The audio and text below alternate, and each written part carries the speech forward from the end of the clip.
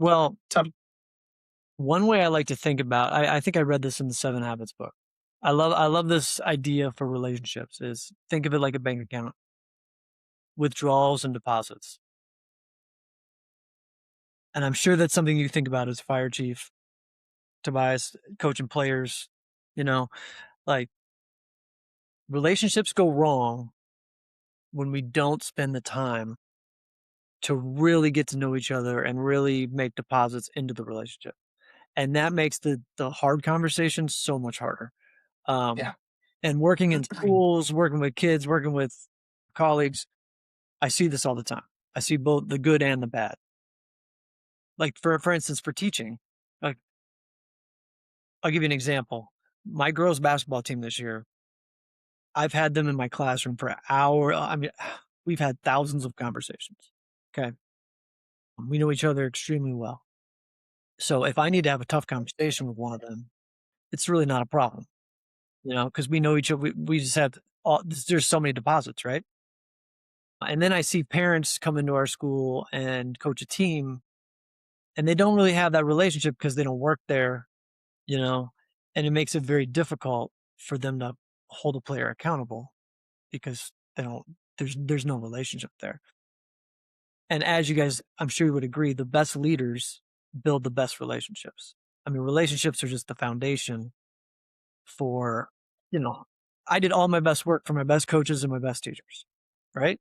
Mhm. If I didn't feel there's a relationship there, I don't know if they're going to get the best out of me, to be honest, especially when I was younger. But I kind of want to take this full circle to every type of relationship, like parenting, romantic relationships, friendships. Like you guys this year, we made tons of deposits because I was needed some help with some stuff, and you guys really helped me out. Yeah, you're real selfish. That's cool. That's fine. Uh, but the cool thing is, in the future, I'm going to be helping you guys out if you need it, right? But I'm curious what you got because I think I'm going to go to romantic relationships here. Would you guys agree with this? Okay. When two people start dating, there's a lot of deposits, especially if they're falling in love. You really try and impress the person. There's probably not a lot of hard conversations, to be honest, but there's a lot of deposits, right?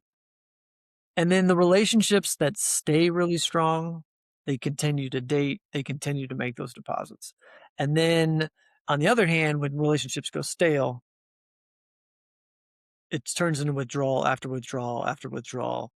And they eventually end. And I just think and I think a lot of that has to do with fear. And that's where it comes to thoughts. It's like see this with kids when they're just trying to be friends. Like Inside Out is just such a great movie because it shows the thoughts inside. Like when you start compromising your values to make somebody like you or keep somebody liking you.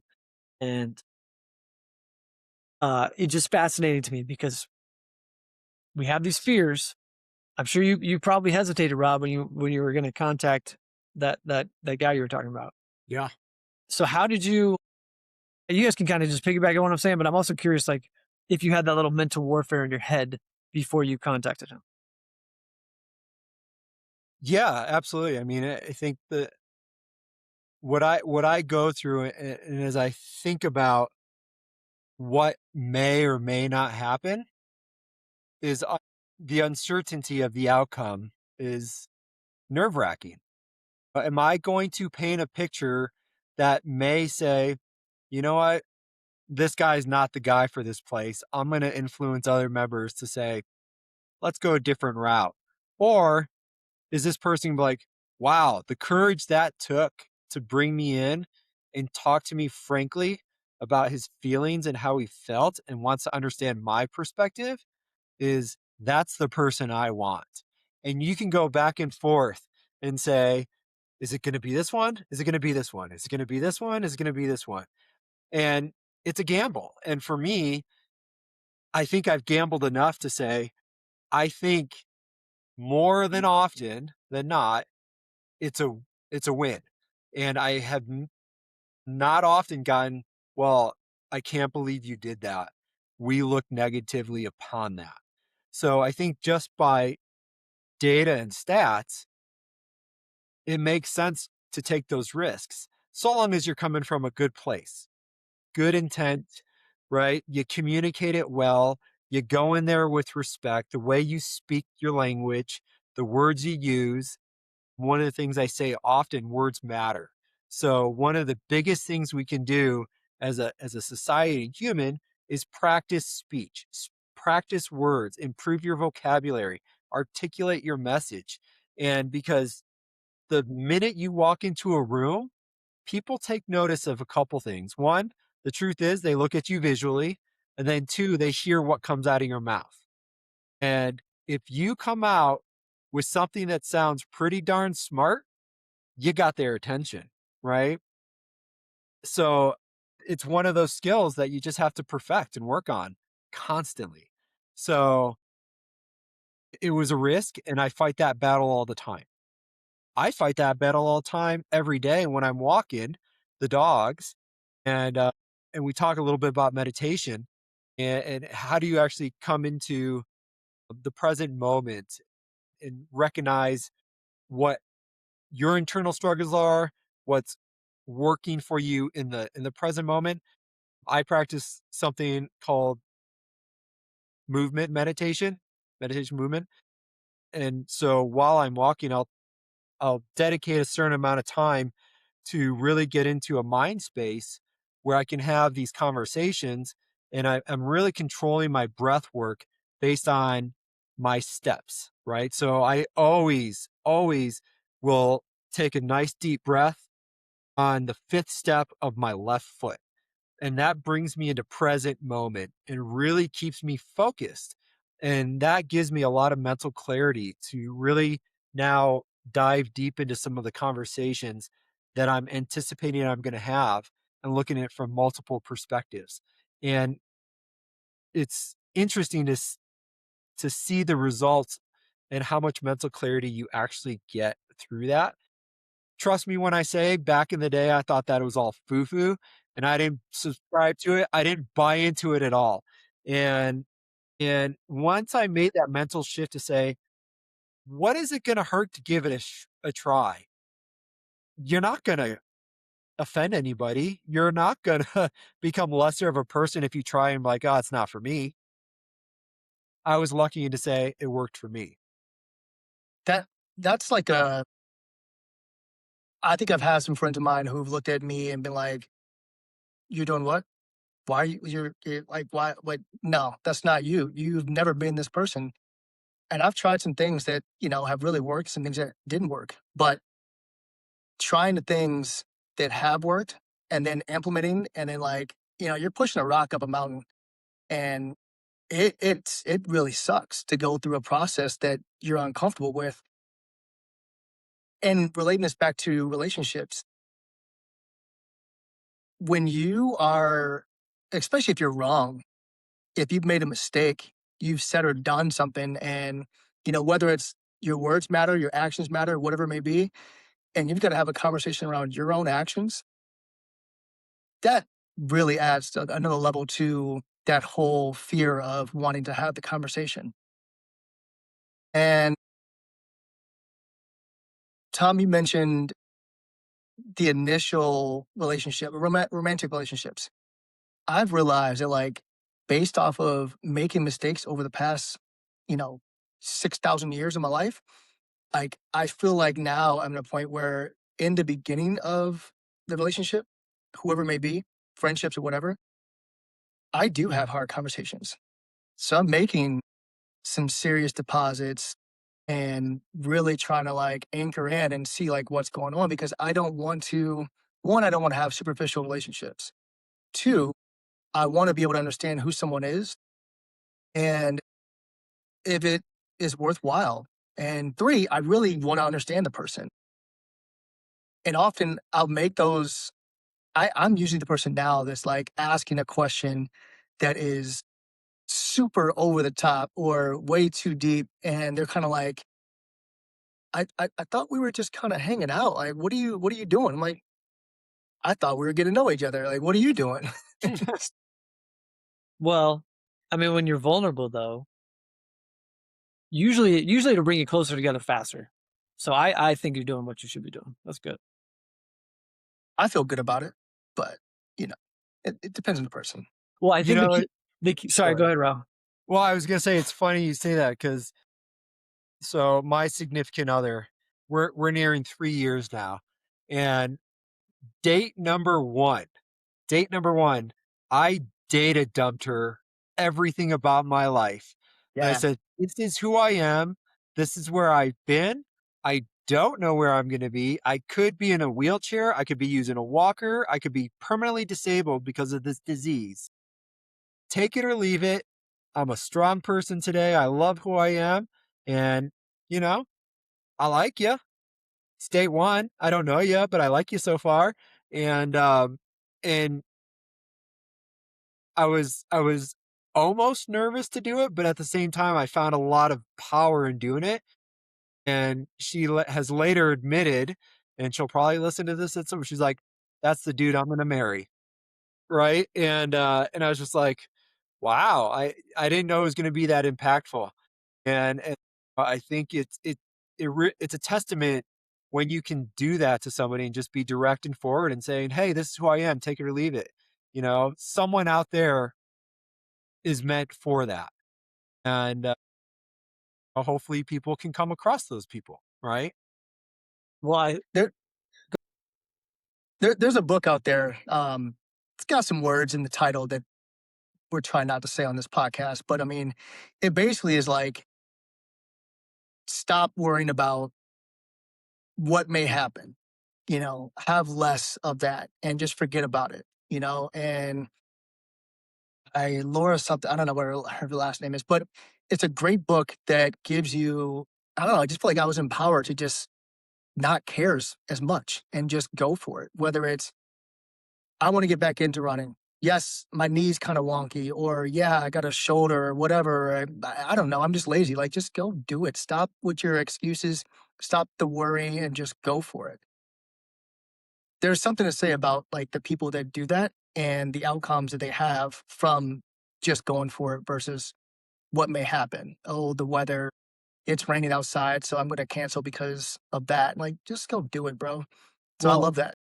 I'm going to bring this all together here. So like vulnerability is courage, is strength, right? Hard conversations is very vulnerable. And I try to teach my students this all the time. Like having a hard conversation is hard, right? But when you do these things that are hard, you gain confidence. And bringing it back to meditation, like when we're debating things, we're always thinking about the outcome. Should I contact him? What's going to happen? Should I do this? What's going to happen? It's always in the future, right? And this is one of the reasons I will preach meditation to anybody is it helps you stay in the process. It helps you notice when you're thinking, oh, that's fear. Like you're like, oh, I just had a fear thought versus just like, I'm scared, don't do that, run away. Right. But really, meditation really keeps you in the present, which is great for everything, and stop worrying about things. And then once again, back to relationships. We talked about this last week, Tobias. Who's the best person to talk to is the one who's present. We talk about deposits and withdrawals. The best leaders, when you have that conversation with them, they're there. There's no phone. There's no distraction.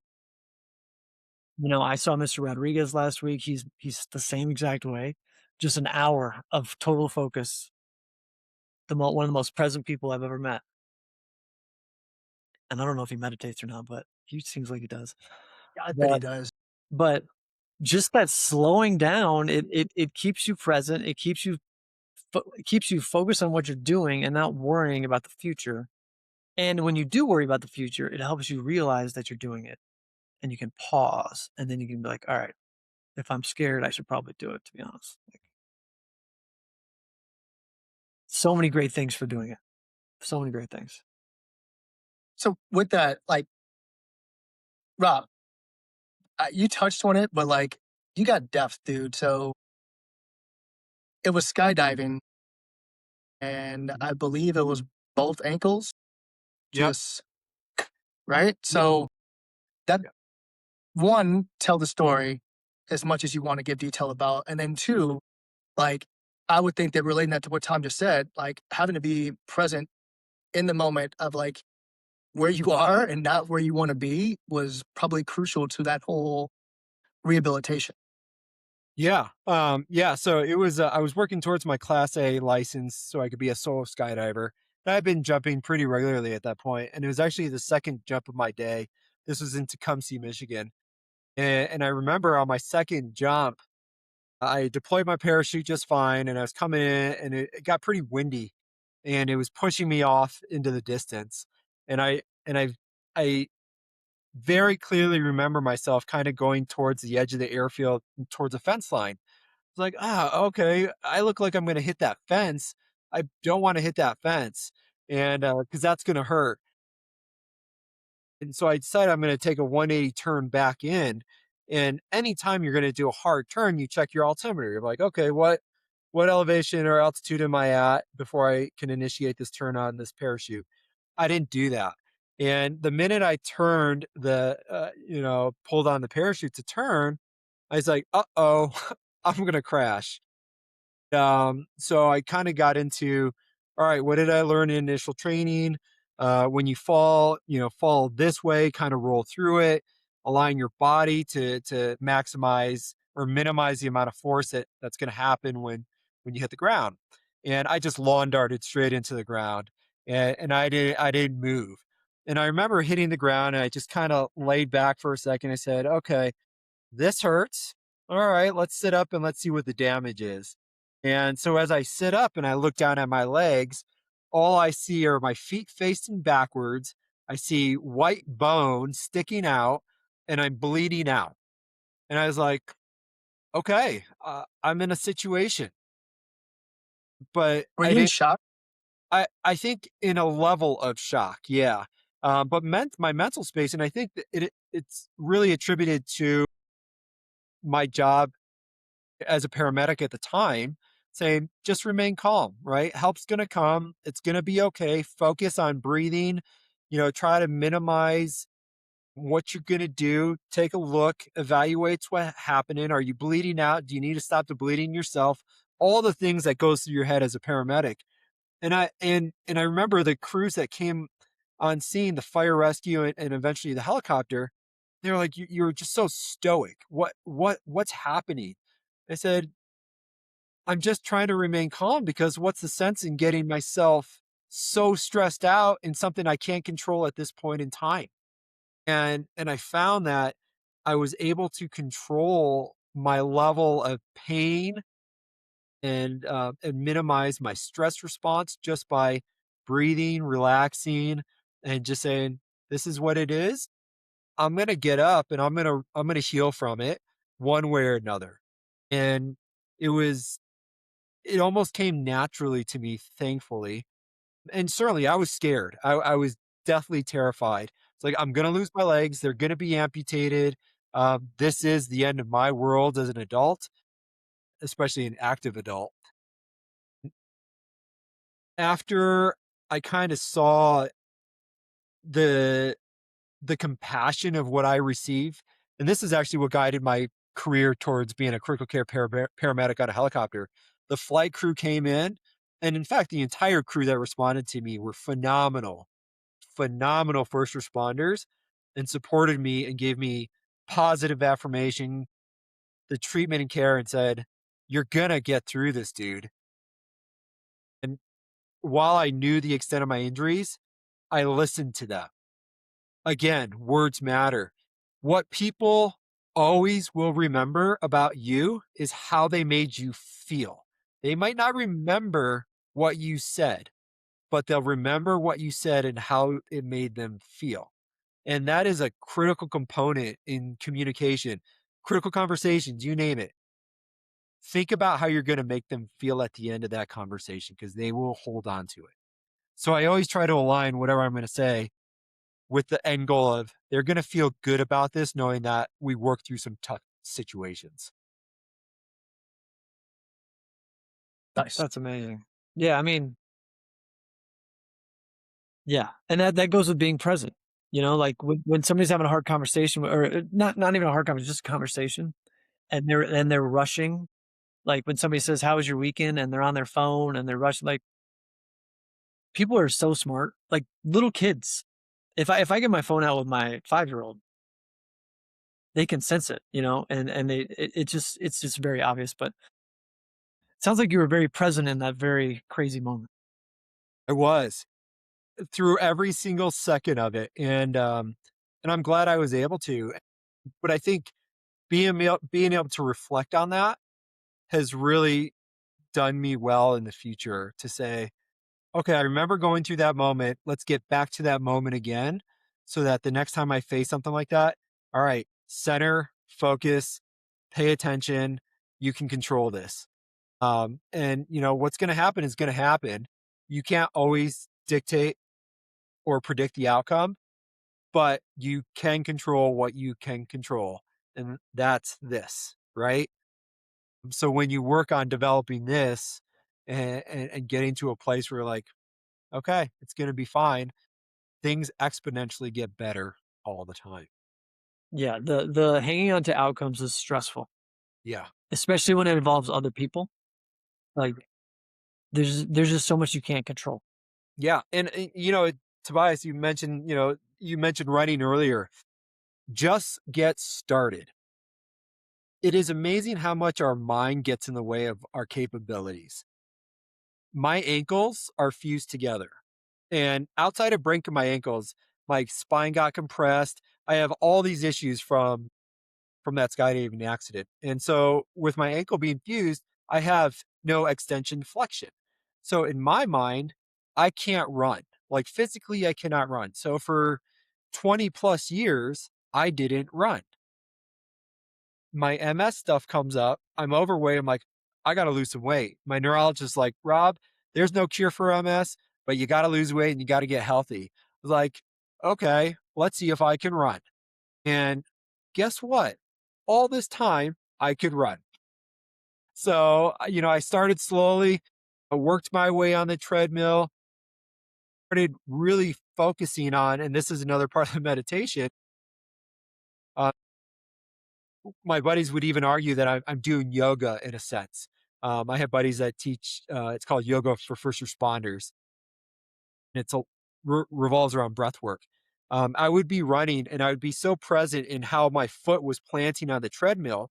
And I was making these little micro adjustments to better understand my body and how it was working, to the point where I could run comfortably.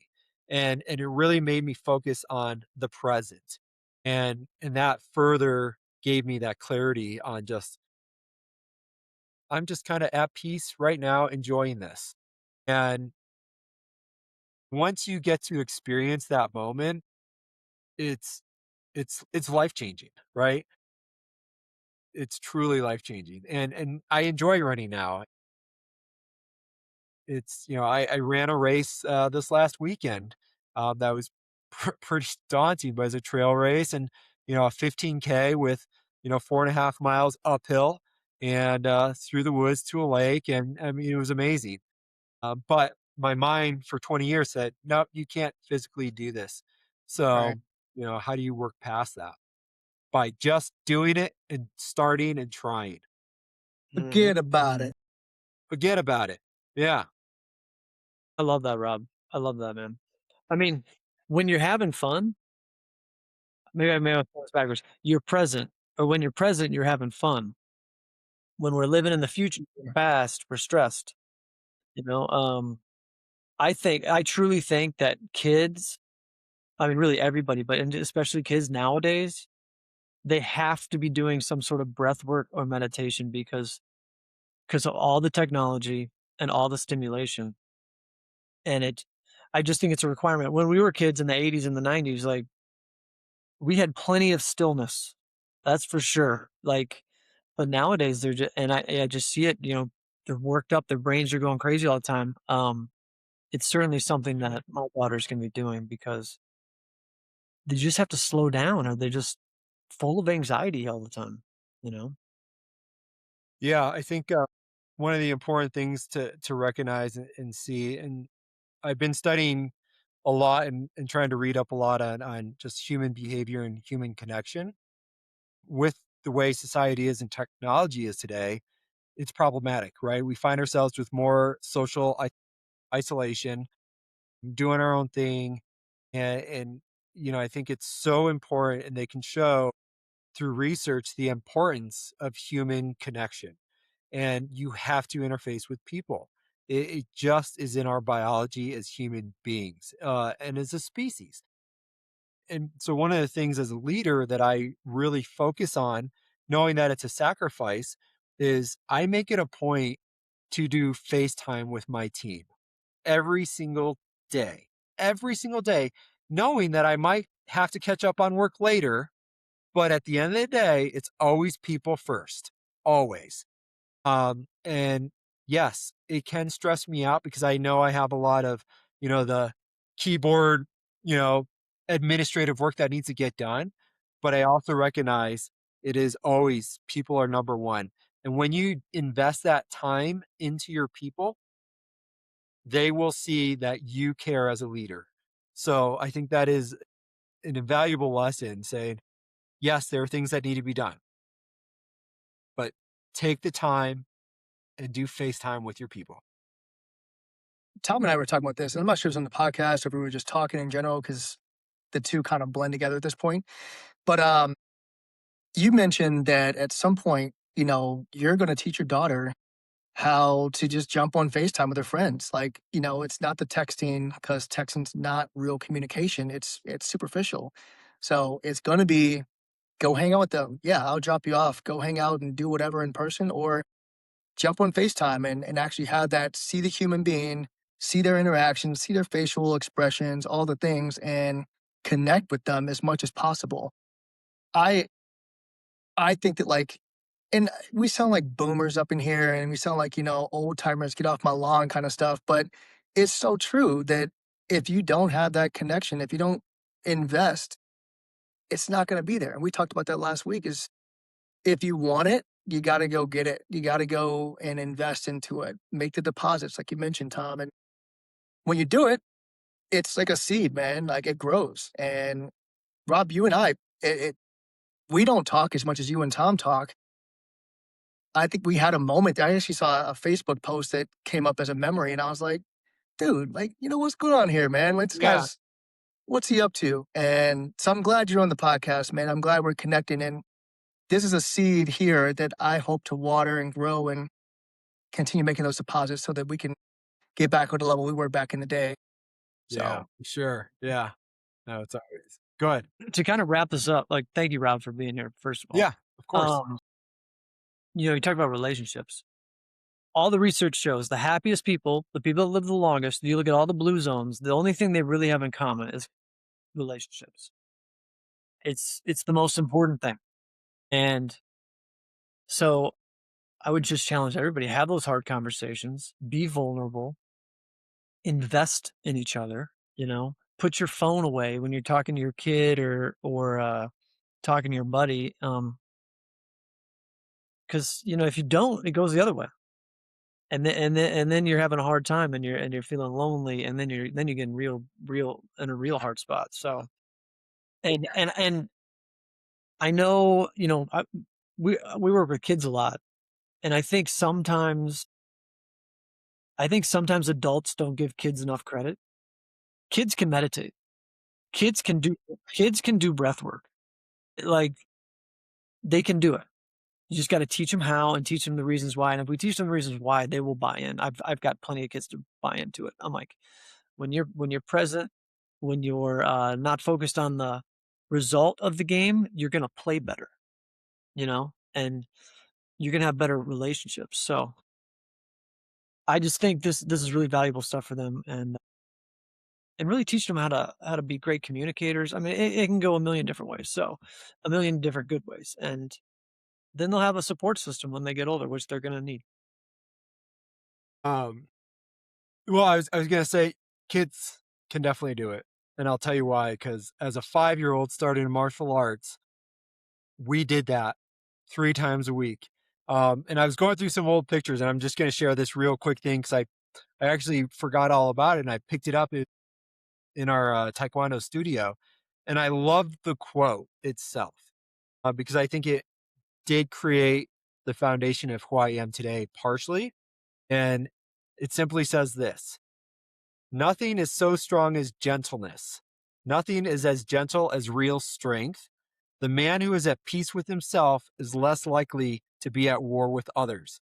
99% attitude, 1% aptitude, 99% perspiration, 1% inspiration. And I was like, yep, I've been living my life that entire time just like that. And just looking through an old picture reminded me, I'm like, wow, that's amazing. Nice. Hey, Hey, sorry, go ahead, T. well, no, it's a little bit different. So go ahead, Tom.